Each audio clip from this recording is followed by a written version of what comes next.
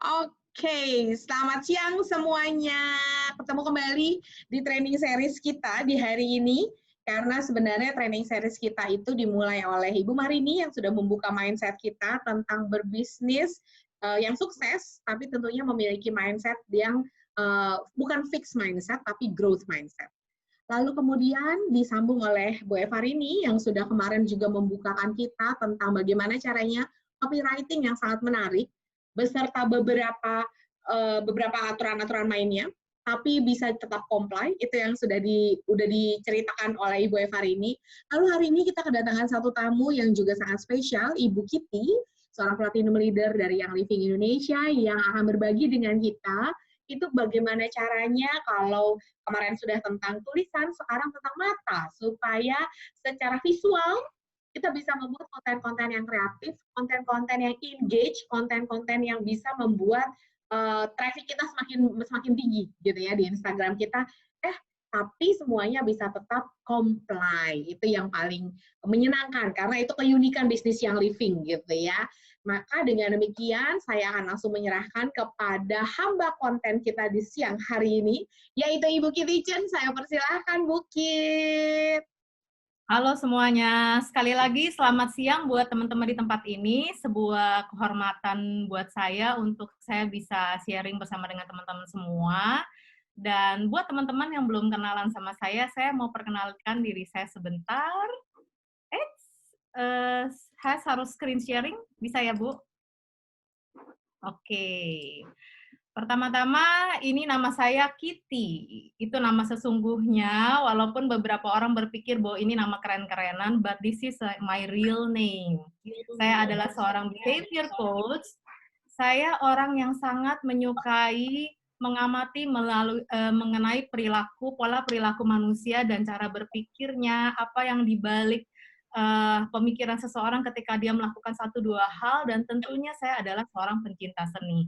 That is why hari ini kita akan membahas mengenai bagaimana kita menciptakan sebuah konten yang dengan mengamati pola perilaku manusia. Oke? By the way, tadi saya dengar ada suaranya kayak ada feedback ya, Bu ya? Betul tidak? Di saya sih barusan aja Bu feedbacknya, tapi kayaknya udah done ya feedbacknya.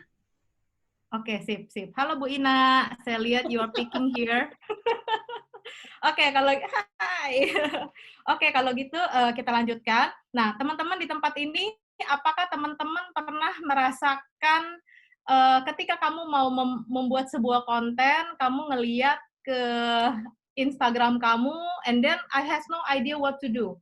Kebingungan, saya nggak tahu mau ngapain lagi, mau bikin postingan bingung, atau mungkin bahkan udah punya sebuah konten, tapi ketika mau tulis caption, idenya sih sebenarnya ada nih, saya hari ini mau cerita nih tentang bergamot nih, tapi kok saya nggak tahu mau tulis apa di caption dan sebagainya. Pernah nggak teman-teman seperti ini? Pernah nggak? Oke, nah kalau pernah, kemudian nih, next-nya nih. Nah, keduanya, kita sudah punya ide nih mau tulis apa nih, tapi kemudian masih ada derita lain dalam kehidupan ini, yaitu kondak teror. Setiap kali mau posting di sosial media, terbayang-bayang ibunda kita, Bu Devi. Ya, saya mau nulis apa nih, nanti kalau saya salah posting, kalau misalnya saya nggak comply, ditanya lagi sama Bu Devi, coba berapa nomor membernya, dan kemudian nggak lama kemudian nongol deh tuh, telepon di handphone kita, 0218 sekian gitu, berarti ada telepon dari kantor Young Living Indonesia, dan hati itu jedok. Saya ini udah beberapa kali sebetulnya pernah juga ditelepon sama Bu Devi untuk menurunkan beberapa postingan. Jadi bukan teman-teman saja yang pernah diturunkan postingannya, saya pun beberapa kali pernah diturunkan postingannya, dan setiap kali ada telepon dari Bu Devi, misalnya ada telepon ya, suami saya tanya, telepon dari siapa? Bu Devi, katanya. Aduh, ada apa tuh? Dia ikut deg-degan gitu kan, padahal dia bukan kontennya dia ikut deg-degan begitu mendengar suara Bu Devi. Jadi teman-teman, apakah teman-teman di sini juga pernah mengalami fear of Bu Devi, the phobia Bu Devi phobia ya teman-teman di tempat ini ya. Saya rasa setiap kita rata-rata pernah mengalami Bu Devi phobia. Dan kemudian sesudah Bu Devi phobia, apalagi nih teman-teman? Teman-teman keki banget ngelihat tetangga sebelah jago banget bikin konten. Ya, setiap kali kita buka Instagram dia, gile, dia kok bisa aja ya nulis konten sebagus ini, keren banget ya. Sedangkan gue, kayaknya setiap kali gue mau bikin konten, I am blank, gue nggak tahu mesti gimana gitu. Gue nggak ngerti, gue bingung, nggak, I have no idea, dan sebagainya. Oke?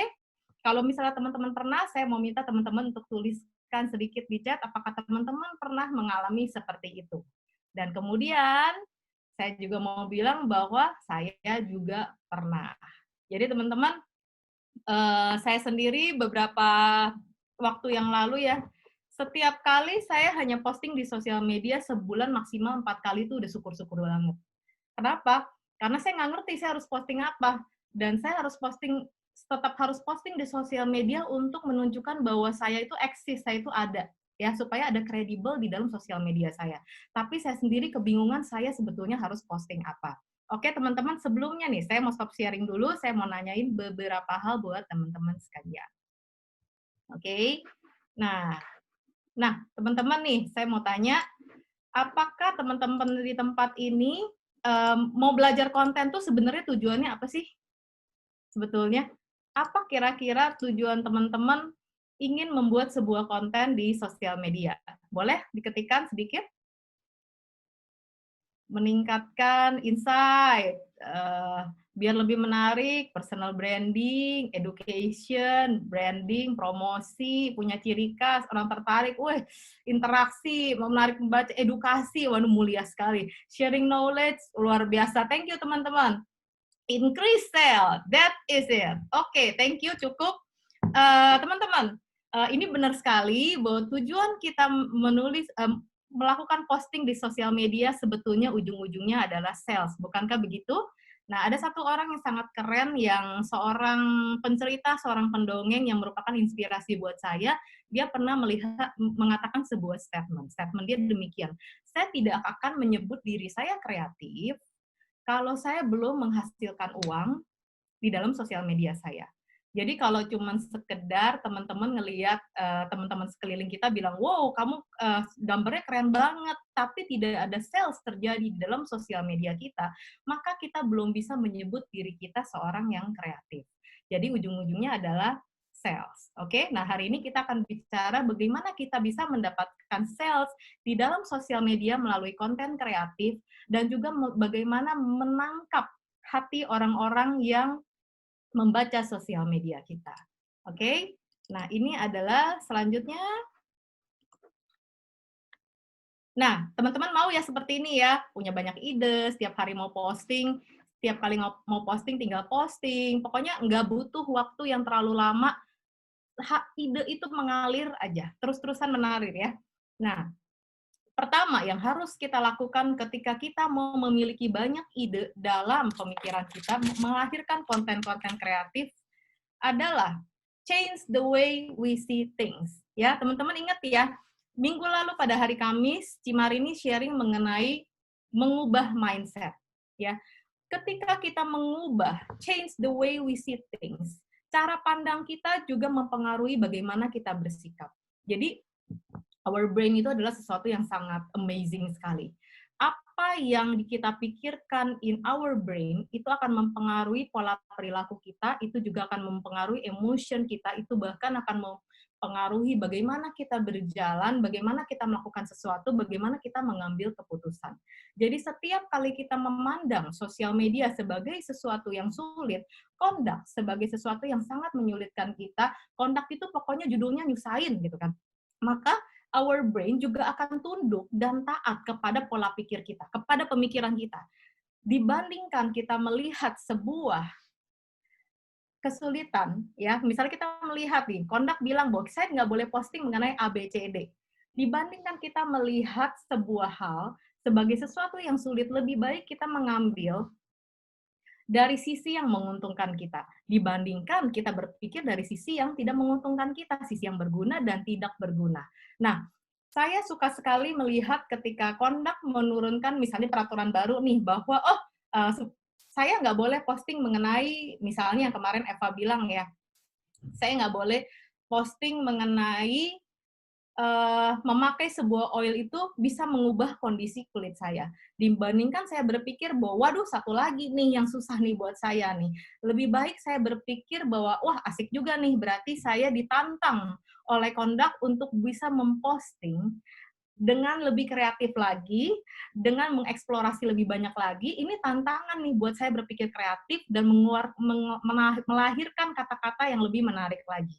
Dan kemudian, ini sebuah statement yang sangat saya sukai dan saya pegang dalam hidup saya. Ya. I am the boss of my mind and it serves me well. Karena pemikiran kita, our mind, is a terrible master, tapi is a great servant.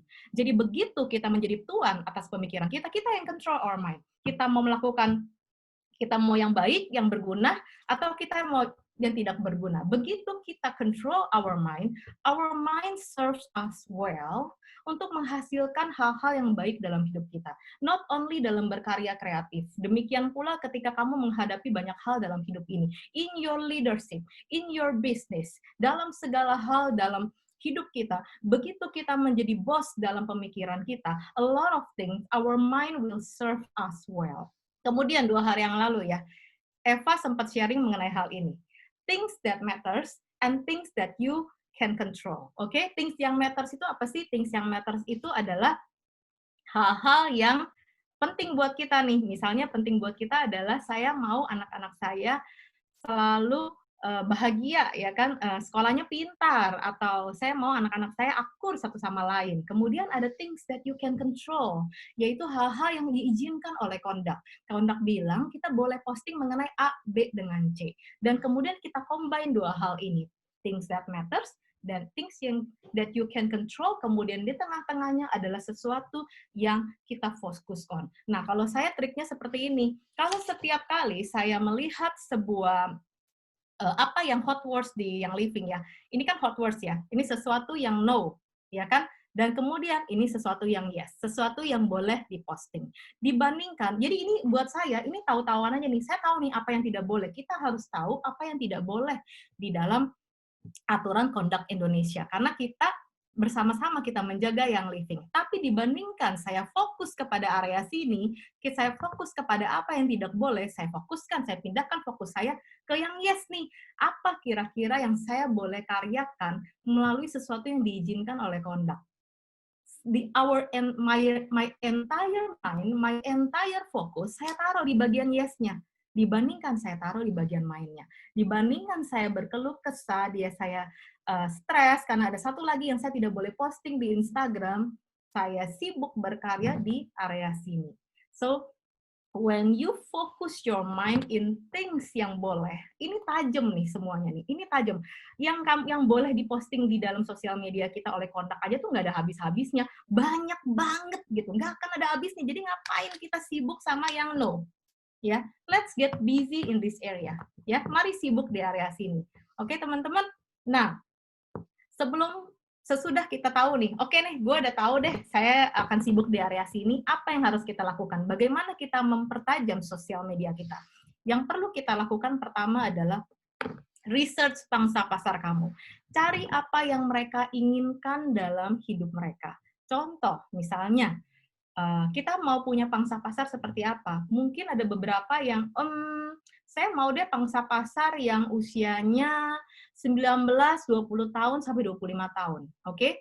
Jadi kita lihat nih, anak-anak usia 19 sampai 25 tahun itu kesukaannya apa sih? Apa sih yang mereka inginkan dalam hidup ini sih?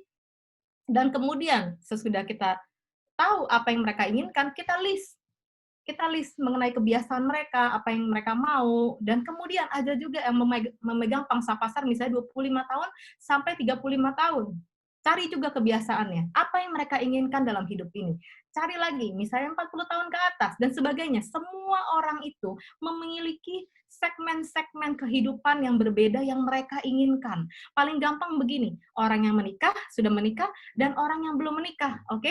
Orang yang menikah, pingin banget cepet-cepet punya suami, punya pacar, atau punya pasangan hidup. Sedangkan orang-orang yang sudah menikah lama, mungkin punya keinginan yang berbeda. Sebagian dari mereka pengen banget cepet-cepet menyingkirkan pasangan mereka. Oke?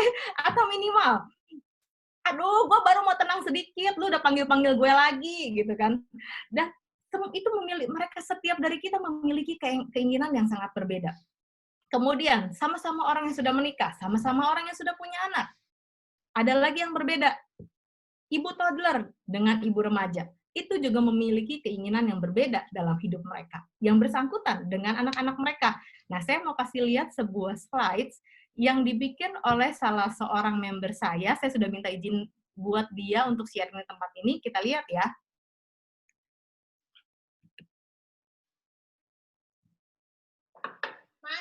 Mami, sama banget. Mami di mana? Mami di toilet. Bikin apa? Baca buku. Busuknya di toilet ini. Wah, sudah wangi. Pakai apa pewanginya? Ada deh. Tunggu ya, baca buku dulu ya. Oke.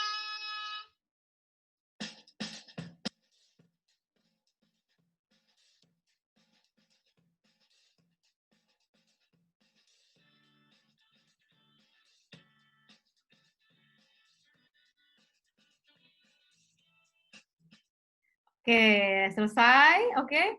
Nah, teman-teman lihat ya, di sini sih anaknya Meriani ini, namanya Meriani, anaknya Meriani ini bijaksana sekali.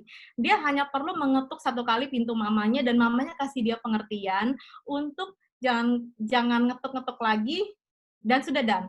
Tapi pada kenyataan hidup ini, pada kenyataannya mungkin anak ini sebenarnya setiap 1 menit sekali ngetok pintu, setiap 1 menit sekali nanya, mami, saya mau dong hari ini, mami lagi ngapain? Mami, saya mau, misalnya mau pupuk dulu. Mami, saya mau makan ini. Mami, saya mau ini, mau itu. Jadi ibu-ibu yang memiliki anak-anak dalam usia toddler ini mungkin memiliki keinginan, aduh gue mau santai sebentar aja susah banget sih gitu. Gue mau tidur tenang aja susah banget sih. Gue mau nafas aja susah banget teman-teman gitu. Tapi sebagian orang yang memiliki anak-anak remaja, saya termasuk ibu yang memiliki anak remaja. Anak saya umur 14 tahun. Keinginan sudah berbeda sekali. Saya pengen bisa ngobrol dengan anak saya.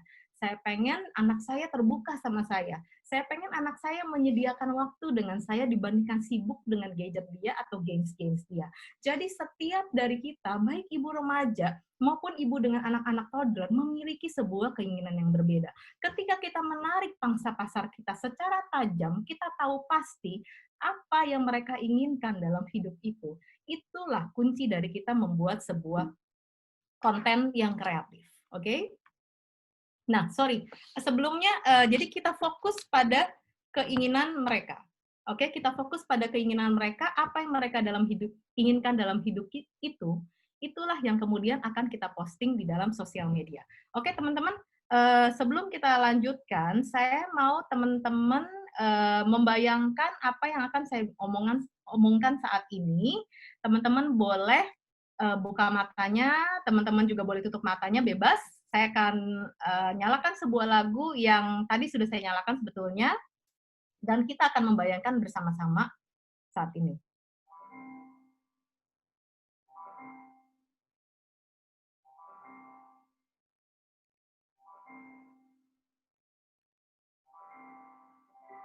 Teman-teman, bayangkan saat ini kamu sedang pergi berjalan-jalan bersama dengan orang-orang yang kamu sayangi.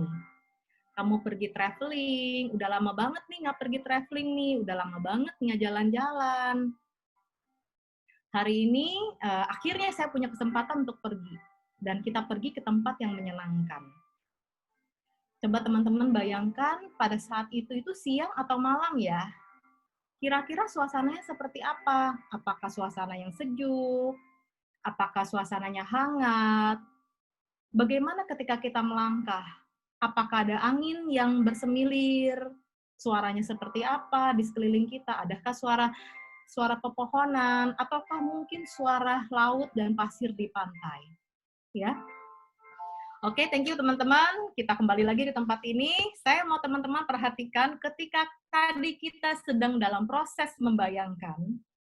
Saya udah lihat tadi di dalam kamera ini. Inilah postur tubuh kamu. Jadi teman-teman, ketika kamu sedang dalam proses membayangkan atau berimajinasi, postur tubuh kamu, kepalanya pasti dongak sedikit ke atas, ya. Kita kembali lagi kepada tadi bahwa our brain is amazing. Tubuh kita dengan postur tubuh kita, otak kita dengan postur tubuh kita, dengan emotion kita, itu semua berhubungan. Jadi ketika teman-teman sedang melakukan proses kreatif, nggak bisa tuh teman-teman kalau misalnya kamu melakukan proses kreatif dengan kepala ke bawah dan kening yang sangat-sangat kerut sekali. Kamu tidak akan bisa melahirkan proses kreatif ketika postur tubuh kamu sedang tidak dalam keadaan rileks. Jadi ingat-ingat sekalian, kalau misalnya kamu pengen rileks, kamu pengen merasakan karya-karya kreatif, pastikan bahwa postur tubuh kamu dalam keadaan seperti ini. Rileks, kepala yang nunduk ke atas, berkhayal, berikan senyum yang manis, ya kan? Bayangkan sesuatu yang menyenangkan, dan kemudian dalam postur tubuh yang tepat, itulah akan lahir ide-ide yang kreatif.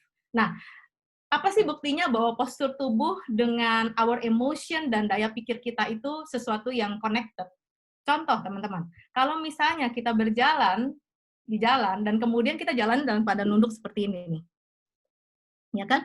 Pasti ketika kita jalan dalam keadaan nunduk, percaya diri kita berkurang. Tapi beda kalau kita tegakkan postur tubuh kita seperti ini, kemudian kita pandang tegak ke depan, maka the chemical in our body itu akan bereaksi dan membangkitkan percaya diri kita naik ke atas. So this is amazing. Postur tubuh dengan daya pikir kreatif adalah sesuatu yang connected dan tidak bisa dipisahkan. Jadi pastikan ketika kamu mau berpikir kreatif, your body and your entire mind itu dalam keadaan relax. Oke?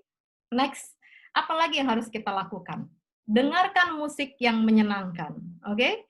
Nah, saya orang yang suka mendengarkan musik. Setiap kali saya menghasilkan karya kreatif, saya harus dengerin musik. Saya mau menulis, saya dengerin musik. Saya mau memikirkan sebuah ide, pasti saya dengerin musik. Dan teman-teman, tapi kemudian pernah ada research di masa lalu yang katanya demikian. Kalau misalnya baby-baby yang belum lahir, kalau kita kasih mereka mendengarkan musik sejak dalam masa kandungan, maka otaknya itu akan tertrigger, terstimulasi untuk bisa lebih pintar. Ya, pernah ya dengar-dengar seperti itu ya. Tapi sebetulnya itu benar, tapi sebetulnya musik yang didengarkan tidak harus musik klasik. Semua musik yang menyenangkan hati kita, itu adalah musik yang bisa membuat kamu melahirkan ide-ide yang kreatif. Tapi kemudian mungkin ada yang bilang nih, tapi saya nggak bisa, kalau saya berkarya kreatif, saya harus dalam keadaan yang tenang dan sunyi. Ya sudah, kalau kayak begitu, ambillah suasana yang tenang dan sunyi. Pokoknya apapun prinsipnya yang bisa membuat kamu rileks dan berpikir kreatif, ambil. Mungkin ada teman-teman juga yang merasa, saya cuma bisa berpikir rileks kalau saya mendengarkan suara jangkrik. Ya sudah, kalau gitu carilah di YouTube suara jangkrik. Enjoy suara jangkrik itu, atau enjoy suara angin bersemilir dan segala macam. Pokoknya anything that can makes you relax. Gunakan tools itu, power up. Dan buat kamu melahirkan karya kreatif melalui perasaan rileks yang muncul dalam pemikiran kamu. Oke, teman-teman? Kemudian, sesudah memiliki ide kreatif, apa yang kamu lakukan? Tuliskan ide kamu. Nah, ini penting nih teman-teman nih. Banyak dari kita ketika kita melahirkan ide-ide yang ajaib ya, yang agak-agak nyeleneh, yang nggak masuk akal, yang konyol dan segala macam, belum apa-apa kita udah mikir kayak begini, gua bunuh juga nih idenya. Ide ini mah nggak masuk akal, ide ini mah nggak make sense, nggak bakal ada orang yang tertarik sama ide saya, atau mungkin ini mah udah biasa banget, semua orang mah udah pernah denger, pasti semua orang juga udah tahu lah lavender misalnya itu gue tentang hal ini juga. Ketika sebelum ide itu turun dan masih ada di awan-awan tuh sudah kita bunuhin, itulah ketika kita sudah mematikan ide kita sebelum dia turun ke muka bumi ini. Jadi teman-teman, tuliskan idemu, apapun bentuk idemu, konyol, bodoh, nggak masuk akal, dan ini semua orang udah tahu, ini mah ide basi, dan segala macam. Apapun idenya, tuliskan. Ya, tuliskan dan kemudian Dan harus secepat-cepatnya. Tadi kemarin Eva juga sempat bilang ya, semua ide harus dituliskan secepat-cepatnya. Karena kalau kita sudah tidak menuliskan ide dengan cepat, nggak lama kemudian ketika kita mencoba recall ide itu, kita sudah lupa semuanya. Ya, saya suka menuliskan ide saya dalam bentuk post-it. Ya, ini adalah lemari ide saya. Ya, semua saya tulis di sini. Dan di sini juga ada sesuai dengan tema masing-masing, semuanya berbeda. Jadi buku saya itu kosong semuanya, isinya cuma tempelan-tempelan post-it dari kumpulan ide-ide saya. Dan kalau misalnya teman-teman bisa mengintip di meja saya, itu semua isinya post-it itu dinempel di meja saya. Tapi apakah semua orang kita harus selalu menulis hanya dalam post-it atau dalam buku? Nggak juga sih. Kalau misalnya yang ada lagi jalan-jalan, kemudian yang ada adalah handphone kamu. Ya udah buru-buru tulis ide kamu di handphone kamu. Kalau perlu, kirimkan tulisan ide kamu ke WhatsApp suami kamu, numpang nitip lah istilahnya gitu. Saya juga seperti itu. Kalau saya lagi ngobrol dengan teman saya dan kemudian muncul ide kreatif, saya akan WhatsApp dia langsung, nitip ya. Padahal dia di depan saya, tapi saya langsung WhatsApp ide kreatif saya. Karena saya nggak mau, saya nggak rela kalau ide itu tiba-tiba melayang dan menguap dari hidup saya sebelum saya sempat catatkan. Karena sebuah ide dan sebuah pemikiran itu abstrak. Kalau kita tidak pernah tarik turun ke muka bumi ini, ide ini tidak akan real, tidak akan menjadi realistis dan tidak akan pernah jadi. Lalu teman-teman, sesudah kita menuliskan ide kita, inilah saatnya kita melakukan eksekusi. Oke? Pertama, ya tulis semua idenya. Kemudian yang kedua adalah eksekusi. Inilah saatnya di mana kita mulai melakukan penyusunan pada ide kita. Yaitu kita mulai cek nih, ide yang ini masuk akal apa enggak, ide yang itu tidak masuk akal apa enggak. Nah, ketika dalam proses penyusunan dan menyeleksi ide, ada satu orang yang terakhir ini saya sedang belajar dengan dia, namanya Mas Yoris Sebastian. Dia merupakan seorang yang menjadi nomor 1 lah di Indonesia dalam creativity dan milenial. Dia berkata begini, think outside the box, execute inside the box. Ya, itulah yang terjadi. Ketika kita melakukan eksekusi pada ide kita, itulah kita berpikir, kira-kira konten seperti ini cocok nggak ya dalam masa ini? Kira-kira masih relevan nggak ya? Kira-kira nyambung nggak ya dengan konten dengan tema bulan ini? Contohnya, misalnya, kita sedang bulan ini kan promonya ada joy, ya kan, ada oil baru, sensation, celebration gitu. Dan kita ngelihat dalam seleksi ide, aduh sebenarnya gue hari ini lagi pengen bahas misalnya mengenai oil release gitu kan. Tapi kemudian kita lihat, oh promo bulan ini adalah joy. Inilah saat kita menarik joy ke dalam eksekusi yang lebih dahulu daripada rilis. Mungkin rilis kita bisa posting nanti-nanti dulu. Tapi fokuskan kepada inside the box-nya nih. Apa yang menjadi prioritas eksekusi kita. Jadi ide itu jangan dibuang. Nah, sesudah kita melakukan proses pemilihan ide, ini proses pemilihan ide ya. Saya sudah ambil nih. Oke, ide yang gue mau pakai, yang ini dulu deh. Berarti ini yang saya eksekusi nih. Kemudian yang 2 ini kemana? Jangan dibuang, jangan dirobek-robek. Masukkan kepada ide yang selanjutnya, ya kan, di halaman selanjutnya. Ini masih bisa dieksekusi bulan-bulan depan. Inilah proses penseleksian atau melakukan eksekusi ide. Nah, dalam proses melakukan eksekusi ide, inilah postur tubuh kita. Jadi teman-teman tadi lihat ya, ketika dalam proses kita sedang memikirkan ide-ide kreatif, postur kita harus melihat ke atas.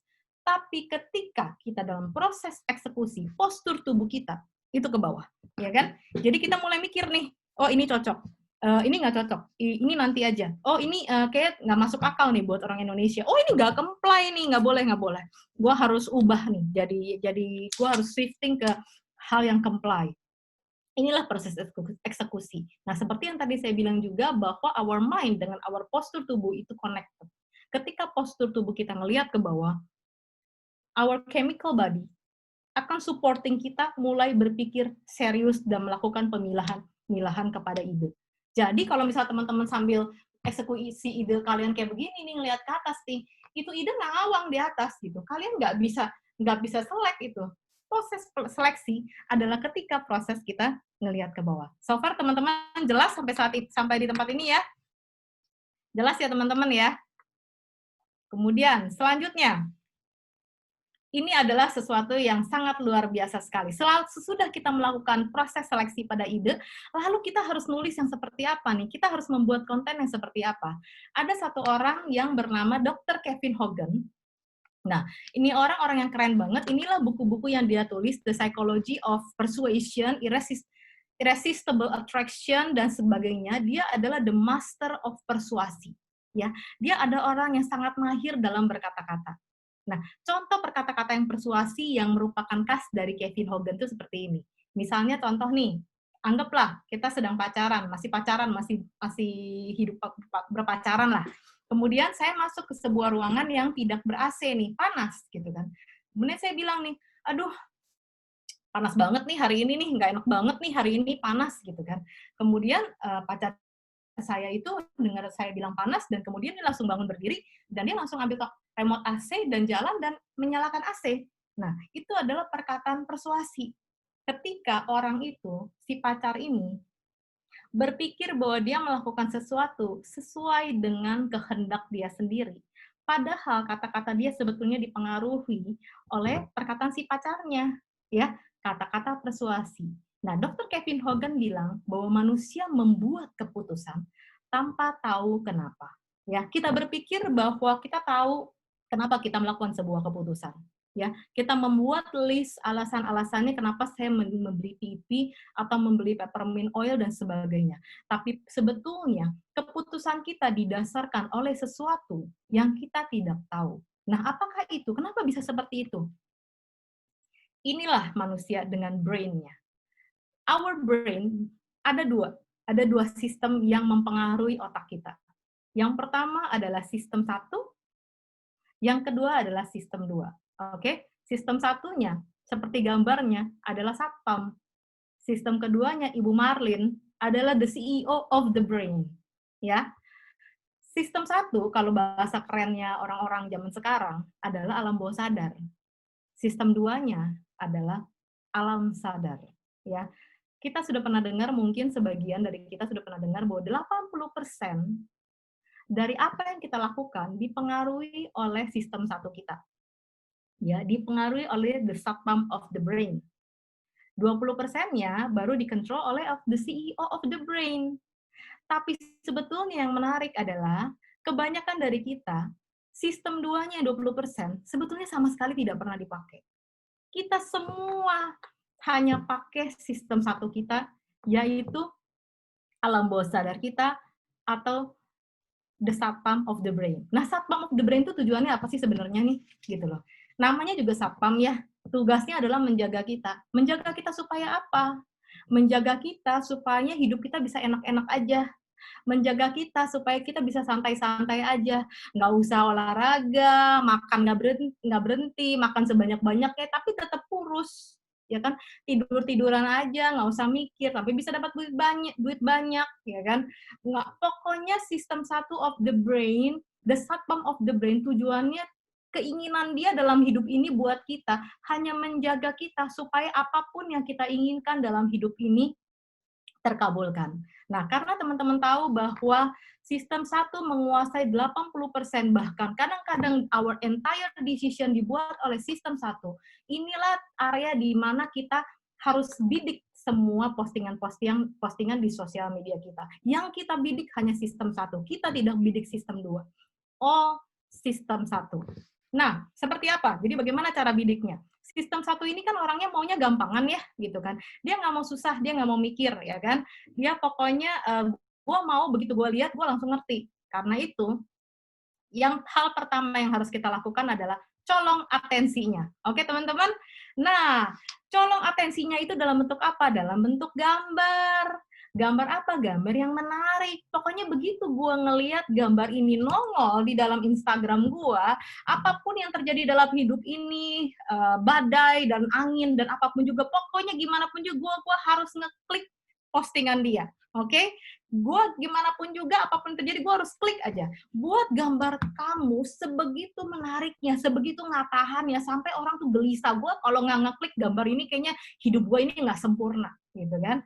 Ya, Caranya gimana? Dengan gambar-gambar yang menarik, dengan tulisan yang langsung begitu kebaca, kira-kira gue udah tahu nih, ini sesuai nih dengan apa yang gue inginkan. Colong atensinya, rebut atensinya. Dan teman-teman tahu bahwa kita hanya punya waktu 2 detik. Ketika orang scrolling di Instagram, 2 detik itu adalah keputusan di mana orang ngeklik Instagram kita atau tidak. Ya kan?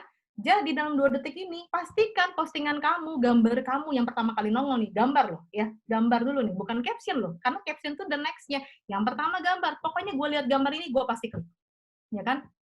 Make sure, colong atensinya, dan buat dia klik gambar ini. Nah, ini adalah sebuah postingan yang dibuat oleh teman saya, tetangga saya, ya, dia bilang seperti ini, dia pancing melalui tulisan di dalam gambar dia. Dia tetangga, ini loh RHS-ku, rahasiaku, yang bikin kamu sebel. Sudah ya, mulai sekarang jangan iri lagi. Dan kemudian dia bilang bahwa dengan memakai Royal Hawaiian Sandalwood dicampur dengan krim dan segala macam, itu bisa membuat wajahnya terlihat cantik dan sebagainya. Oke. Jadi orang langsung lihat apa nih yang bikin sebel tetangga nih, gimana pun juga gue jadi penasaran nih dia mau ngomong apa sih sebenarnya, dan kemudian dia klik, baru kemudian dia baca body copy-nya yang langsung muncul di gambarnya. Oke? Jadi body copy itu sebetulnya bisa muncul langsung di gambar, bisa juga di caption. Bebas kalian mau pakai dan lebih comfort dengan cara apa, it's okay. Dan kemudian saya balas dong, ya kan, sesudah dia tetangga, ini loh RHS-ku, saya balas. Ketika tetangga sebelah yang nyebelin itu loh, kulitnya bagus banget, gitu kan. Orang mulai bertanya-tanya, ketika tetangga sebelah yang nyebelin itu loh, kulitnya bagus banget, sebenarnya apa sih, dia mau ngomong apa sih? Kemudian orang klik ke slide kedua, karuselnya nih. Kesel banget nggak sih lu? Nah, ini adalah foto dari tetangga sebelah saya nih. Orang yang tadi posting yang mengenai RHS, ya kan? Saya posting gambar dia dalam keadaan berkilau-kilau dan cantik, kesel banget nggak sih lu lihat muka dia, gitu kan? Dan kemudian, selanjutnya, saya bilang ini, untung gue tahu rahasianya. Rahasianya adalah Royal Hawaiian Sandalwood yang tadi dia posting. Teteskan RHS ke dalam krim wajah dan jojoba oil. Nah, tapi teman-teman, saya mau kasih tahu dulu nih teman-teman, bahwa semua postingan seri tetangga ini sekarang sudah sampai seri kelima, by the way tetangga, itu adalah seri yang untuk kita punya warm market. Yaitu istilahnya adalah orang-orang yang sudah mengenal saya dengan mengenal Stephanie. Tapi kalau misalnya orang-orang tidak kenal saya dengan tidak kenal Stephanie, kalau melihat ini ya mereka nggak ngerti gitu kan, mereka juga nggak merasa apa sih hiburannya dalam postingan ini. Tapi seperti tadi yang 2 hari yang lalu Eva sempat mention juga di dalam dia punya session, bahwa kita juga harus maintain orang-orang yang sudah menjadi member kita dan orang-orang yang sudah menjadi follower kita. Ya, kita maintain dengan apa? Dengan hiburan, dengan bercanda, tapi kemudian hiburan dan bercanda itu pun memiliki nilai value informasi yang bisa mereka pakai dan bisa berguna buat mereka. Jadi bukan kita cuma sekedar bercanda, tangkap atensi, ngelawak, dan sebagainya, tapi tetap ada nilai value yang kita bagikan. Nah, ini adalah postingan selanjutnya yang untuk betul-betul cold market-nya. Yaitu saya menceritakan tentang apa yang diinginkan oleh ibu-ibu atau orang-orang lah in general, yaitu dia mau tidur nyenyak, ya kan? Banyak dari kita mungkin ketika malam-malam udah gelap, ya kan? Matahari udah nggak ada, sunyi sudah senyap dan segala macam, tapi mata kita tetap bersinar terang, gitu kan? Kemudian body copy-nya adalah lalu aku harus bagaimana, ya kan? Jadi head copy-nya adalah ketika malam semakin gelap namun mata tetap bersinar terang, body-nya adalah lalu aku harus bagaimana. Inilah yang membuat orang jadi penasaran kan, ih apa sih dia ngomong apa sih sebenarnya? Gua klik deh, siapa tahu ini bisa menjawab apa yang menjadi masalah dalam hidup saya. Ini bisa menjawab keinginan saya dalam hidup ini. Oke? Jadi poinnya adalah pertama adalah kamu harus membuat sebuah gambar atau tulisan, ya, gambar atau tulisan yang benar-benar greget banget, gurih banget gitu loh. Yang yummy banget, yang orang tuh udah bener-bener gue nggak tahan, gue gimana pun juga gue harus klik tulisan ini. Karena sepertinya tulisan ini memahami saya. Oke? Nah, kita akan bahas lebih lanjut mengenai memahami selanjutnya, yaitu sesudah kita atensinya ditangkap, orang mulai ngeklik gambar kita harus mempertahankan atensinya. Oke?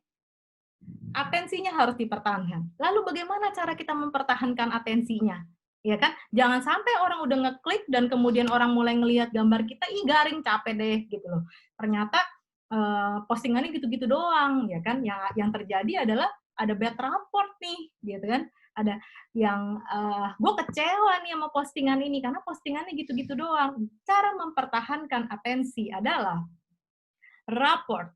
Rapport itu apa sih? Bangunlah kepercayaan dengan orang-orang yang menjadi target market kamu, yaitu hati pembaca harus nyambung dengan kalian.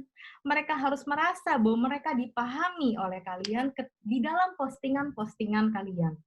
Ya, jadi teman-teman, kembali lagi kepada hasil research kita, ya kan? Kita ingat ya bahwa ibu-ibu toddler adalah ibu-ibu yang pengen tidur dengan nyenyak tanpa diganggu oleh anak-anaknya, atau pengen punya me time 10 menit aja sudah cukup, ya kan? Jadi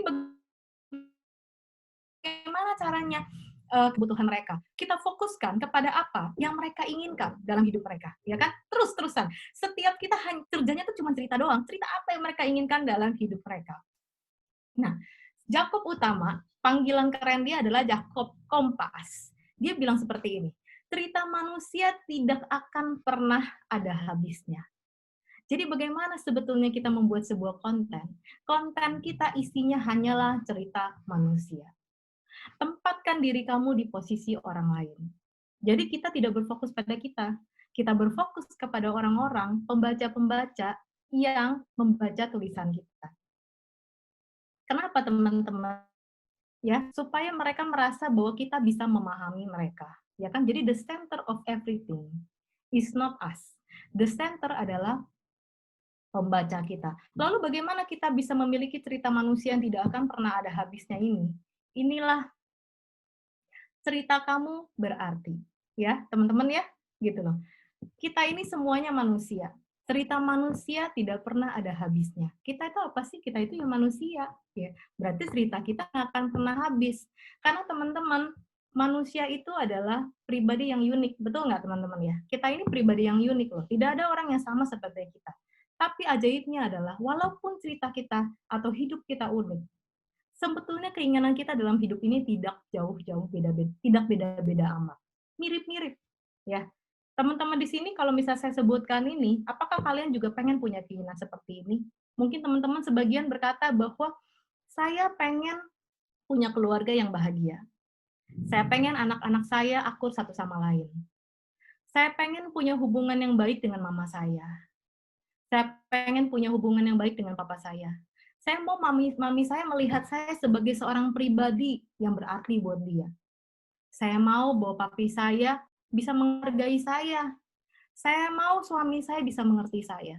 Saya mau istri saya bisa mengerti saya. Saya mau istri saya support saya. Ya kan?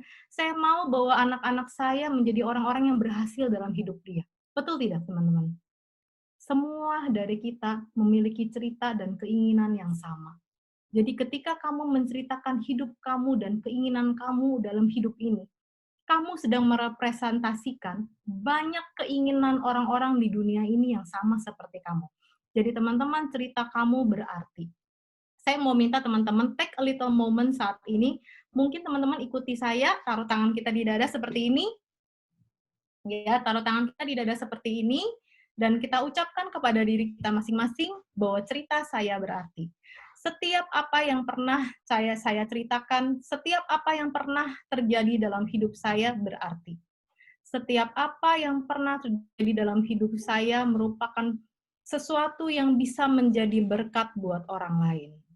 Setiap yang saya alami dalam hidup saya bisa mengubah hidup orang lain. Setiap kesedihan dan kesusahan saya, masa lalu saya yang mungkin tidak enak, bisa menjadi inspirasi buat hidup lain. Hidup saya berarti, cerita saya berarti. Saya berarti bukan karena pencapaian saya, tapi atas semua proses yang pernah kita lalui dalam hidup kita. Jadi teman-teman, thank you. Saya mau kita semua ingat bahwa setiap cerita kita berarti. Berceritalah dari hati kamu. Vulnerable, share your story, ya kan? Ceritakan hidup kamu dan kamu tidak akan tahu berapa banyak orang di dunia ini yang mendengarkan cerita kamu dan mereka tahu bahwa mereka mengalami hal yang sama seperti kamu dan mereka butuh jawabannya dan mungkin kamulah jawaban buat mereka. Nah, sesudah kamu menceritakan tentang diri kamu, ya kan kamu sudah mempertahankan atensi dan melalui membangun rapor, inilah saatnya yang terakhir, yaitu presentasikan ide kamu. Nah, teman-teman sering kebalik nih, belum apa-apa udah presentasi ide, belum apa-apa kita sudah bilang, lime itu gunanya buat A, B, C, D, ya kan? Bergamot gunanya buat C, D, E, F, G, ya kan? Kemudian purification buat segala macam A, B, C, D, E.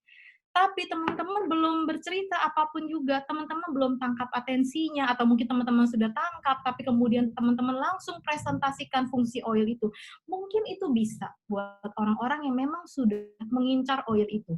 Sudah jadi hot market. Tapi orang-orang yang nggak tahu, mereka butuh dengar cerita kamu. Jadi jangan dibalik. Jangan presentasikan ide dulu, tapi tangkap dulu atensinya.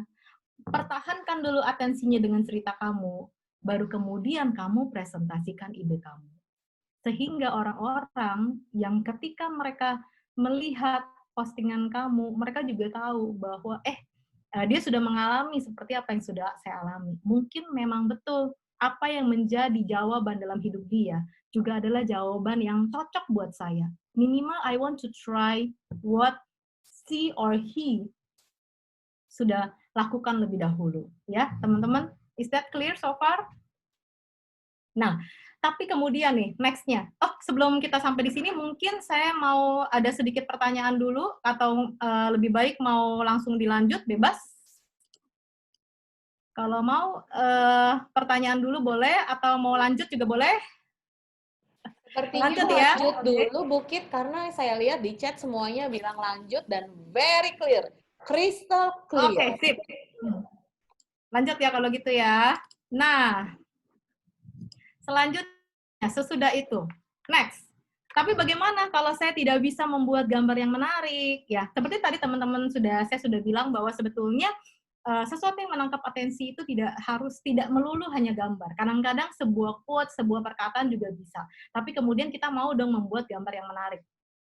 Nah, saya hanya memotret foto-foto saya pada jam golden hour saja, yaitu jam 3 sampai jam 9 sampai 10 pagi, kemudian jam 3 sampai 4 sore saja. Ya, teman-teman mungkin lihat di sosial media saya seolah-olah semua foto saya sepertinya difoto di DSLR. Sebetulnya nggak begitu loh. Banyak foto-foto saya yang sebenarnya cuma pakai handphone doang. Ya. Dan saya juga tidak punya lampu-lampu studio. Saya nggak punya. Jadi semua foto-foto saya hanya mengandalkan dari cahaya matahari saja. By the way, ini kebetulan hujan. Saya mau kasih lihat, saya mau geser sedikit laptop saya, mungkin lihat ke layar saya. Agak berantakan memang. Ini adalah posisi di mana saya foto. Jadi ini adalah jendela, dan kemudian ini adalah meja. Di sini adalah meja. Mejanya nggak kelihatan ya. Nah, ini meja. Oke? Nah, ini adalah tempat saya foto produk saya setiap hari. Saya hanya mengandalkan cahaya matahari saja. Tapi cahaya mataharinya harus jam 9 sampai 10 pagi atau jam 3 sampai 4 sore. Ya, karena kalau misalnya kita foto di jam 12 siang, itu mataharinya tuh kasar banget, harsh banget, dan diffusing-nya itu tidak soft. Jadi hanya foto dengan apa yang kamu miliki, handphone kamu atau apapun juga, dan kemudian fotolah di jam-jam seperti ini yang disebut golden hour. Kemudian, ada yang disebut rule of third. Rule of third itu sebetulnya gampang banget sih, foto itu hanya dibagi 9 saja, dan kemudian beberapa orang bilang bahwa rule of third itu adalah fotonya itu jangan ditaruh terlalu di tengah, jadi agak ke pinggir sedikit. Tapi rule of third tidak merupakan rumus yang pakem, tidak merupakan rumus wajib. Jadi ada beberapa foto yang ternyata memang cocok banget kalau dia benar-benar centering aja, which is okay. Jadi you can use the rule of third to create balance, or you can use it benar-benar centering. Yang penting adalah itu foto itu indah di mata kamu, ya. Sesudah rule of third, kita bisa melakukan proses pengeditan dengan beberapa aplikasi foto. Saya akan kembalikan mengenai aplikasi foto kepada teman-teman sekalian, karena saya yakin banyak sekali yang jauh lebih jago mengenai aplikasi daripada saya. beberapa aplikasi adalah Canva, Visco, Lightroom, dan banyak lagi. Tapi terus terang yang saya pakai hanya 3 ini. Ya, saya cuma pakai Canva, Visco, dengan Lightroom. Visco dan Lightroom saya pakai untuk menerangkan gambar, dan kemudian Canva saya pakai untuk editing, sedikit minimal editing ya. Karena saya baru bisa Canva itu belum lama loh, baru sekitar 3 minggu yang lalu saya bisa Canva. Itu karena saya ngiri banget ngelihat teman-teman di Instagram itu bisa posting pakai video. Jadi saya cari-cari tahu tuh, oh rupanya video bisa dipakai dengan Canva. Jadi saya belajar Canva, ya. Tapi teman-teman pasti banyaklah yang lebih pintar dari saya di dalam berkreasi dengan Visco dan Canva dan Lightroom dan banyak aplikasi di tempat lain. Kalau nggak salah juga ada Fillmore dan sebagainya. Kemudian, nah sesudah teman-teman tahu mengenai prinsip otak kita, cara berpikir kita, behavior kita, bagaimana kita mempresentasikan ide, dan kemudian mungkin masih sedikit ngeblank nih, lalu saya harus apa nih next-nya nih? Saya udah tahu nih, saya udah tahu postur tubuh, saya sudah riset pangsa pasar saya sudah kira-kira saya udah tahu nih, kira-kira orang-orang di sekeliling saya yang pangsa pasar saya itu mau ngapain, ya kan? Apa yang mereka inginkan. Tahap selanjutnya yang bisa kalian lakukan adalah miliki kamus inspirasi, banyak membaca, dan banyak melihat. Nah, kalau teman-teman lihat di belakang saya, itu semua isinya buku tuh. Ya, semua buku. Karena saya itu orang yang sangat gila buku. Dan kalau misalnya ngelihat ke depan saya, di depan saya di sini, itu juga semua deretan buku. Buku apa sih, teman-teman? Fiksi, non-fiksi, bahkan cerita novel pun merupakan kisah manusia. Dengan kita banyak membaca, kita memperluas, kita punya kekayaan intelektual, ya kan? Kita punya cerita tentang hidup manusia semakin luas, kita tahu apa yang diinginkan oleh orang lain yang mungkin kita tuh nggak kebayang gitu, tapi ternyata ada orang-orang yang menginginkan hal yang seperti itu dalam hidup mereka. Dan kedua adalah banyak melihat. Melihat apa sih? Lihat macam-macam, Instagram orang-orang yang menjadi inspirasi, melihat kepada Pinterest, melihat kepada buku-buku desain yang keren-keren banget, melihat kepada apapun juga, dan mungkin bahkan melihat fashion baju, misalnya baju-baju yang keren banget, fashion, dan wah gue kayaknya bisa pakai nih baju ini sebagai inspirasi dalam Instagram, dalam postingan saya.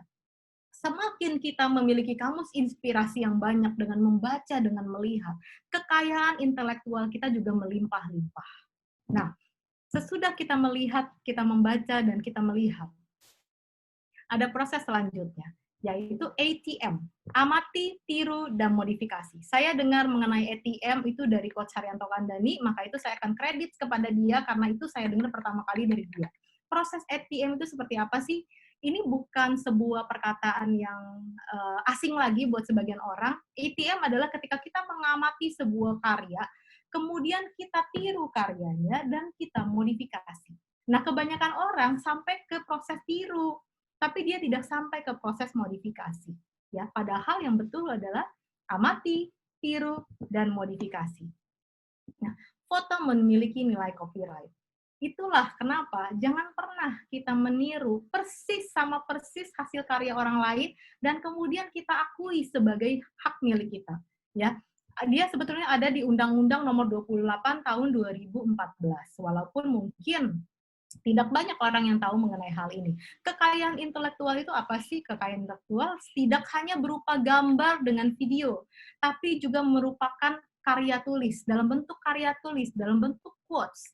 Kalau teman-teman lihat dari tadi ketika saya meng-quotes beberapa orang, Yoris Sebastian, Kevin Hogan, kemudian Coach Haryanto Kandani, saya selalu kembalikan kata-kata itu kreditnya kepada mereka.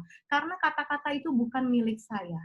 Kata-kata itu saya dengar dan merupakan milik dari mereka. Merupakan kekayaan intelektual milik mereka. Karena itu saya harus kembalikan kata-kata itu kepada mereka. Tapi bukan cuma kata-kata orang-orang yang sudah terkenal ini loh. Semua kekayaan intelektual dan hasil karya dari orang-orang lain, baik yang terkenal maupun tidak terkenal, downline kita sekalipun, siapapun juga, kita harus belajar untuk mengembalikan kreditnya kepada orang yang pencetus idenya atau orang yang memiliki sebagai owner dari kekayaan intelektual itu, sebagai pemilik dari tulisan maupun gambar itu. Oke? Nah, saya akan kasih contoh beberapa bentuk dari ATM. Yang pertama adalah gambar dari Vince. Thank you so much buat Vince yang sudah bersedia meminjamkan gambarnya kepada saya. Yang gambar pertama adalah benar-benar postingan yang diposting oleh Vince, yaitu mengenai how many drops. Nah, di sini ada detailnya 10, 15 mili, 5 mili, 2 mili itu berapa konten dropsnya. Kemudian yang kedua adalah proses tiru, ya kan, amati tiru, tapi cuma sampai amati tiru nih. Ada sih modifikasi dikit-dikit, ya kan. Nah, proses copy ini kebetulan yang bikin juga adalah Vince sendiri. Jadi dia tuh baik banget bersedia ketika saya minta untuk meniru gambar dia sendiri dan kemudian inilah yang dikaryakan oleh dia. Ya kan? Ketika dalam proses ATM, kalau misalnya orang melihat gambar kamu dan masih langsung tahu, ini mah niru dari Vince, ini mah niru dari Evarini, ini mah niru dari Melissa atau dari siapapun juga, berarti kamu belum sampai ke proses ATM yang berhasil. Karena orang masih tahu sumber kamu meniru itu dari mana dan bahkan itu mirip banget sampai nggak bisa dibedain. Ya. Jadi, dan yang kedua, ini adalah proses ATM yang berbeda. Ini adalah postingan saya sendiri di postingan IG pribadi saya, yang gambar yang pertama yang saya tiru adalah gambar orisinilnya seperti ini. Jadi ini adalah tag baju untuk bersihin, cara membersihkan, kemudian dia tulisannya seperti ini, take care of yourself dan sebagainya. Kemudian saya ganti proses ATM-nya menjadi jaket yang saya pakai saat ini. Oke, saya sengaja pakai yang sama. Kenapa saya mengambil konsepnya? Karena saya pikir begini, kita mengenakan sesuatu dalam hidup kita. Kita make sure bahwa kita berpakaian properly. Tapi apakah pemikiran yang kita kenakan setiap hari? Jadi saya ambil idenya, kemudian saya ubah konsepnya. Apakah kemudian teman-teman yang melihat gambar ini kiri dan kanan masih bisa melihat bahwa ini adalah proses modifikasi dari gambar ini? Bisa. Tapi paling tidak sudah ada perubahan konsep di sini. Nah, ini adalah proses ATM. Kedua, proses ATM ketiga adalah seperti ini. Ini adalah orisinil, yaitu saya lihat sebuah gambar ilustrasi, lucu juga ya, ada orang pakai hak sepatu, ada tulisannya have the courage to be disliked. Kemudian saya modifikasi dengan hak sepatu yang sangat tinggi, dan kemudian gemeteran, tulisannya go higher. Artinya apa teman-teman? Artinya semakin kita berada di tempat yang tinggi, semakin angin itu semakin kencang, bahwa kadang-kadang berdiri saja kita bisa tidak sanggup. Itu adalah proses modifikasi dari gambar orisinil. Dan kemudian ketika teman-teman menyandingkan kedua gambar ini bersama-sama, mungkin sebagian teman-teman akan berpikir, ini mah memang modifikasi dari gambar orisinil. Tapi sebagian juga mungkin berpikir, mirip sih, mungkin kira-kira mereka memiliki ide yang sama. Tapi sebenarnya ini dua gambar yang sama sekali berbeda. Jadi proses modifikasi adalah proses ketika kita melihat sebuah gambar, kita modify sampai gambar ini sejauh mungkin dari gambar orisinilnya. Sejauh mungkin, kalau bisa sampai orang tuh sama sekali nggak tahu bahwa orisinilnya itu dari gambar ini. Ya, kalau misalnya tidak dijajarkan seperti ini, dan mungkin teman-teman juga nggak ngeh-ngeh banget bahwa ini adalah modified dari gambar yang pertama.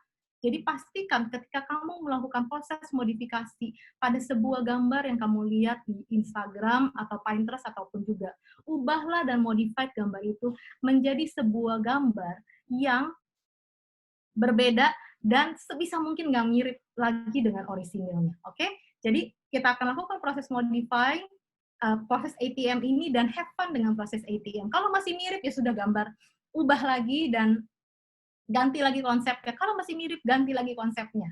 Oke? Dan kemudian, saya mau tanya dong teman-teman di tempat ini dong, pernah nggak posting tapi menyesal? Jadi sesudah posting nih, ngelihat postingnya, terus nyesel banget, aduh kenapa sih gue posting kayak begini gitu. Pernah nggak teman-teman? Kalau pernah menyesal ketika posting, saya mau dong ditulis di kolom chatnya, pernah atau tidak, ya kan? Terus, aduh, tahu begitu, kenapa gue posting kayak gini? Kenapa gue nggak posting yang begitu aja? Kenapa kayak gini? Aduh, ide baru nongol ketika postingan ini udah tayang, baru nongol idenya, dan sebagainya, oke? Tentu saja saya juga pernah, oke? Nah, postingan ini, yang untung gue tahu rahasianya, baru saya posting di Instagram 1 menit, saya udah nyesel banget, gitu kan? Kenapa? Saya langsung mikir gini, ya, untung gue tahu rahasianya, ya kan? Royal Hawaiian Sandalwood, Tapi kenapa gue cuma tulis posting begitu? Mestinya gue ada klaster keempat dong. Klaster keempatnya mungkin seperti ini. Tapi gue tahu rahasia dia yang lebih keren lagi, yaitu Royal Sandalwood dicampur bergamot, bisa ditambur dengan krim malam A, B dengan C dan sebagainya. Bisa begini, bisa begitu. Jadi gue harusnya punya jawaban yang lebih keren daripada tetangga sebelah. Tapi apakah kemudian saya mendelete postingan saya ini? Yang enggak gitu loh. Saya biarkan saja ini. Kenapa? Karena start now, improve later. Don't overthink. Trying to create the perfect plan will not get you anywhere. Jadi teman-teman, untuk memiliki sebuah karya yang kreatif, bukan ide kreatif loh ya. Ide itu masih di awang-awang nih, masih abstrak nih. Tapi sampai menghasilkan sebuah karya yang bisa dilihat oleh orang lain, yang sudah jadi, itu memerlukan deadline. Ya kan? Jadi apapun hasil karya kamu pada hari ini, ketika kamu sudah posting di Instagram, jangan di-delete lagi. Ketika kamu mau improve-lah di postingan selanjutnya. Ya kecuali kalau memang postingan kamu ternyata non-comply, dan kemudian Bu Debbie bilang kamu harus hapus postingan kamu, ya sudah, harus tunduk dan taat pada peraturan kondak, langsung dihapus tanpa rasa sayang lagi. Tapi kalau misalnya postingan ini comply baik-baik saja, tapi kamu cuma merasa bahwa kok kurang A, kurang B, atau kurang C, biarkan saja postingan itu dan create the better post tomorrow, improve later. Karena kalau kamu terus-terusan pengen menciptakan sebuah karya yang perfect, Instagram kamu, sosial media kamu akan kosong, tidak ada isinya. Karena you cannot improve. Banyak sekali postingan-postingan saya sampai hari ini, yang setiap kali saya posting, saya sebetulnya agak nyesel loh. Saya mikir harusnya saya posting lebih baik daripada ini. Tapi tidak ada satupun postingan itu yang saya hapus, kecuali bila postingan itu ternyata tidak comply. Oke? Jadi, create, berkaryalah, bersenang-senanglah dengan karya kamu, berbanggalah dengan karya kamu pada hari ini. Karena apapun karya kamu pada hari ini adalah karya terbaik yang bisa kamu ciptakan pada hari ini. Esok hari, ciptakan karya yang lebih baik lagi. Tapi berbanggalah pada hasil karya kamu hari ini. Dan kemudian ada satu prinsip hidup saya lagi, yaitu milikilah kemampuan untuk mentertawakan diri sendiri. Dengan begitu hidup itu semuanya enteng banget. Ketika kita ngelihat karya kita yang kemarin itu tidak terlalu bagus, daripada kita sibuk pengen hapus postingan kita ketawain aja. Ih, ternyata dulu gambar gue kayak gini. Ih, dulu ternyata tulisan gue katro banget sih. Ih, ternyata gambar gue masih jelek banget dan segala macam. Milikilah kemampuan untuk mentertawakan diri sendiri, ya kan? Bukan mentertawakan orang lain loh. Tertawakanlah diri kita sendiri, oke?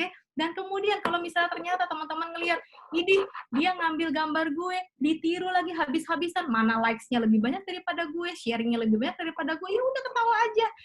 Ih ternyata gue keren juga ya, bisa ditiru sama dia. Gitu kan? Jadi daripada kita fokuskan hidup kita kepada hal-hal yang mengganggu hati kita, lebih baik kita miliki kemampuan untuk mentertawakan diri kita sendiri dan berfokus pada hal-hal yang bisa membuat kita improve better today, better tomorrow, better the next day, dan seterusnya, lebih baik lagi, lebih baik. Our biggest competitor adalah diri kita di hari kemarin, diri kita di hari ini, diri kita di beberapa bulan yang lalu. Ya, don't ever compare yourself dengan orang lain. Jadikan orang lain inspirasi dalam hidup kamu, tapi jangan jadikan orang lain adalah kompetitor kamu, yang dimana kamu ngiri banget sama dia sampai itu mengecilkan diri kamu dan menghambat kamu untuk berkarya kreatif. Nah, presentasi saya sudah selesai pada hari ini. Saya mau ucapkan terima kasih sebanyak-banyaknya, seperti yang teman-teman tadi sudah lihat bahwa presentasi ini bukan milik saya sendiri. Banyak leader-leader di Indonesia di luar daripada organisasi saya sendiri yang saya mintakan untuk fotonya dan di dalam presentasi saya ini, dan mereka tanpa hesitate langsung mengirimkan gambarnya kepada saya. Dan itu saya bangga banget because we can never walk alone. Di dalam Young Living Indonesia ini kita saling menjaga satu sama lain.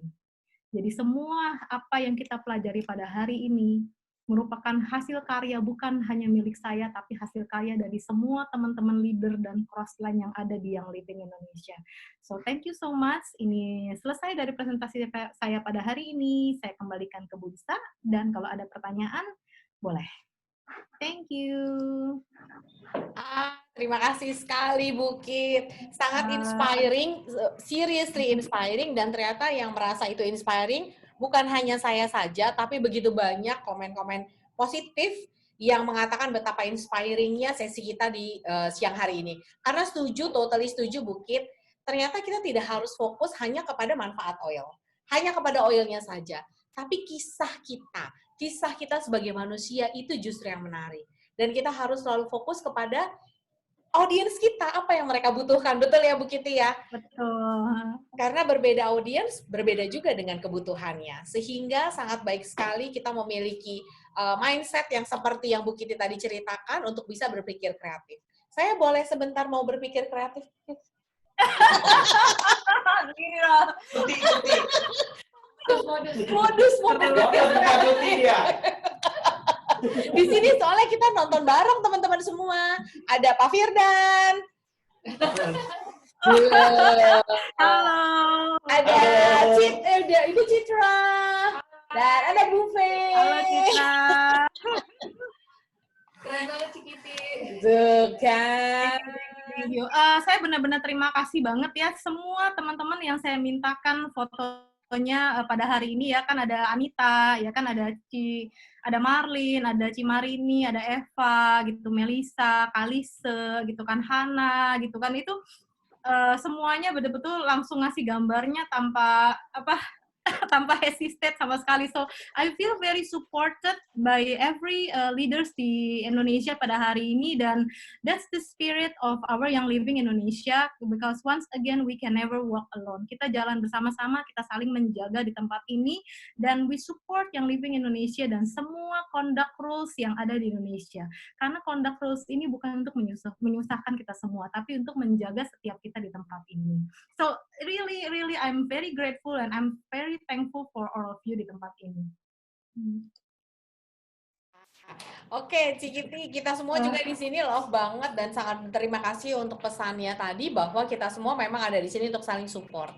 Kita semua ada di sini saling mendukung. Kita semua ada di sini untuk saling menginspirasi, benar ya Bu Kit ya? Sehingga begitu banyak leader-leader di tempat ini yang saling mendukung Bu Kiti di siang hari ini. Demikian juga kami semua ada di sini untuk mendukung teman-teman di sini loh. Tim kami, tim Young Living Indonesia, tim Conduct juga ada untuk mendukung teman-teman. Supaya teman-teman di sini semua bisa terus melangsungkan yang living-nya, baik produknya maupun bisnisnya dengan baik ke depannya. Itu kenapa ada tim Conduct di sini. Itu kenapa ada kami semua di sini. Itu kenapa we can never walk alone. We need each other. So please support each other, bergandengan tangan kita berjalan ke depannya, supaya yang Living Indonesia semakin baik dan semakin menginspirasi begitu banyak orang di luar sana. Bu Kiti, saya dari tadi melihat komen, belum ada pertanyaan-pertanyaan. Sepertinya memang sangat jelas sekali, benar nggak ya Ibu-Ibu? Saya akan ke kolom komen, masih belum ada dari tadi ya Ibu-Ibu semuanya. Benar-benar semuanya merasa sangat terinspirasi dengan adanya sharing hari ini. Saya belum melihat ada pertanyaan, dan sepertinya memang sangat jelas sekali. Itu kenapa mungkin salah satunya belum ada pertanyaan. Oh, hanya satu, Bu Kiti, boleh minta izin nggak ya? Apakah harus ATM atau bisa amati dan forward untuk PDF dan untuk video kita di siang hari ini? Amati dan forward maksudnya, Bisa di-share nggak? Oh, boleh, of course. Because this is for everyone, so of course. Thank you. Jadi teman-teman semua, setelah ini nanti pastinya akan kita sharing seperti sesinya Bu Marini, Bu Eva, dan semua sesi-sesi training lainnya akan segera kita share. Baik materinya boleh ya Bu Kit ya? Ataupun videonya juga sudah, Bu Kit sudah memberikan izin. Oke, kalau gitu. Ada lagi yang mungkin mau memberikan komen, tapi kalau pertanyaan saya lihat memang sudah jelas sekali.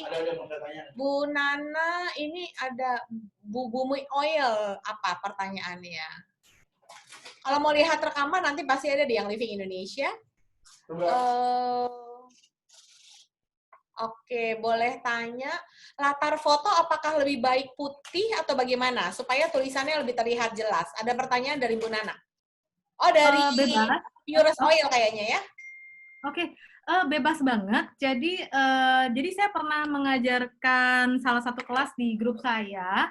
Kalau misalnya oil kamu hanya menceritakan mengenai katalog, maka background putih yang very clear itu oke, gitu loh. Tapi kalau misalnya yang sedang kamu ceritakan adalah bentuknya storytelling, maka lebih baik ada background-nya. Contoh, saya pernah sharing ke salah satu tim saya ketika dia posting sebuah gambar, dan kemudian gambar itu dia cerita tentang setiap caption dia nulis gini, setiap hari sejak pandemi ini kerjanya kemah di dapur aja, ya kan?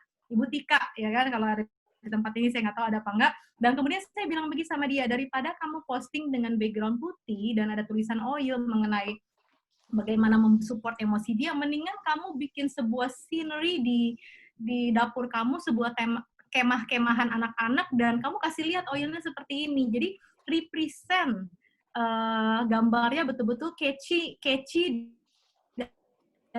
dan kayak tadi yang pertama, tangkap atensinya lebih dahulu. Jadi kalau misalnya background-nya putih, tapi tulisannya sangat-sangat bisa menangkap atensi orang hanya melalui tulisan, dan it's okay. Karena kayak tadi saya bilang, bahwa menangkap atensi tidak harus dengan gambar yang wah banget, tapi sebuah tulisan yang sangat menarik itu juga sanggup menangkap atensi orang lain. Gitu. Oke, thank you. Semoga cukup jelas menjawab ya, Bu. Ada tadi sebenarnya mungkin Cikiti sudah jawab. Nggak apa-apa ya, saya pertanyakan kembali. Kalau foto, tulisan, editnya di mana? Kalau Bu Kiti biasanya menggunakan apa?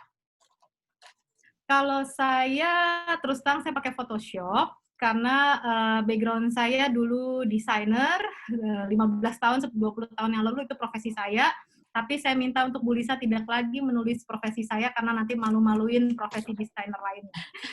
Tapi teman-teman saya yang lain seperti Stephanie dan lain-lain, mereka semua pakai Canva, dan kalau kamu ngintip ke dalam Instagram mereka itu inspiratif banget. Saya aja tuh kadang-kadang suka, ih gue sih nggak kepikir loh tulisan dia seperti ini. So, ya balik lagi ke Infinity Games ya, Worthy Rival.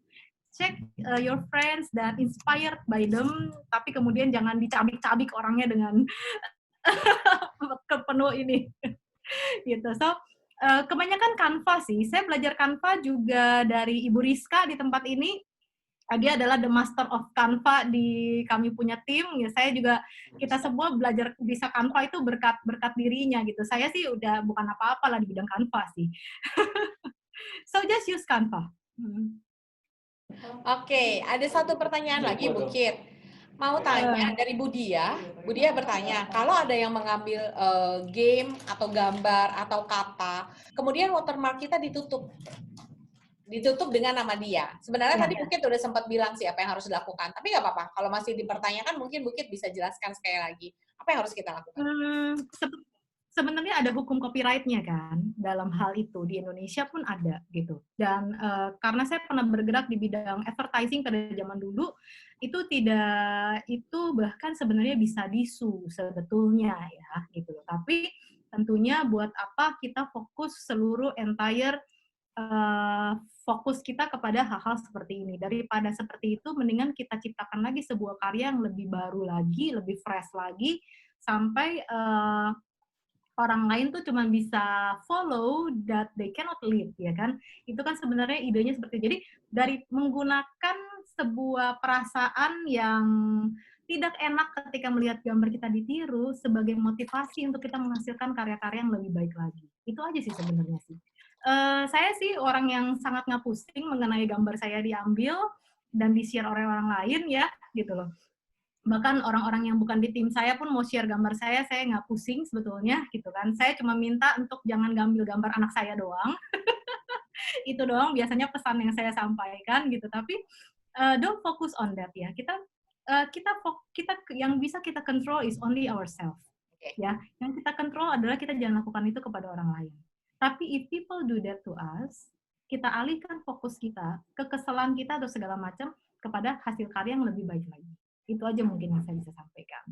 Semoga cukup jelas ya, Bu. Oke, ada 2 pertanyaan lagi ya, Bu Kit. Ibu-ibu sekalian, saya akan pilih 2 pertanyaan lagi.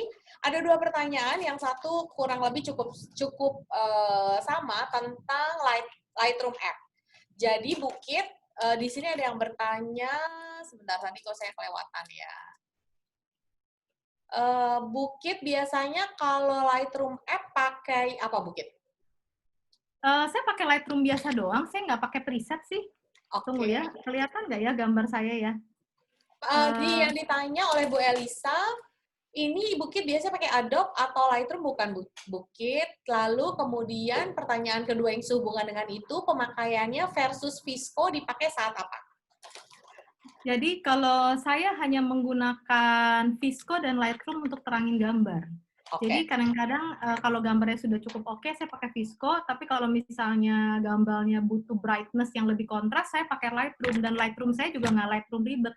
Lightroom-nya cuman, aduh kelihatan nggak ya gambarnya ya? Cuman yang ini nih, ikonnya nih yang biru nih. Yes. Ya, that's the only aplikasi. Saya nggak banyak aplikasi karena saya bukan the master of application. Sederhana-sederhana aja dan saya memang suka desain yang putih bersih dan nggak banyak inilah gitu. Oke. Itu sih. Oke, thank you. Satu lagi ya Bukit, sehubungan dengan tadi kita mau storytelling. Sehubungan tadi kita mau menceritakan kisah gitu ya. Ada yang bertanya dari Bu Meloil, jadi lebih baik kita cerita dulu tentang tanamannya, asal-usul penggunaannya, mungkin cerita tentang pada zaman dahulu seperti apa, baru lanjut ke manfaatnya. Apa kurang lebih seperti itu bagaimana Bukit? Itu juga boleh. Tapi kalau seperti itu sudah merupakan kisah storytelling milik orang lain. Tapi it's okay itu, karena saya juga melakukan itu.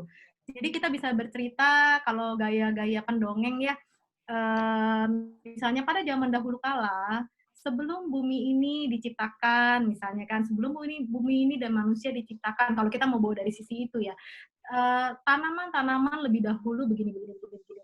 Dan kenapa tanaman itu ada? Karena tanaman itu begini, dan kemudian mulai ke historinya dan kemudian masuk ke sisi essential oil. Tapi boleh juga kita bercerita, jadi gini, kisah hidup itu tidak harus melulu kisah hidup kita sih. Kisah hidup Geriang pun kisah hidup kan? Yeah. Kisah hidup Meriam pun inspiratif. Yeah. Kisah hidup dari orang-orang yang ada di tempat kita siapapun juga inspiratif. Yes. Gitu. Saya sangat suka bercerita, makanya kenapa nama saya sendiri Cerita Oil kan sebetulnya.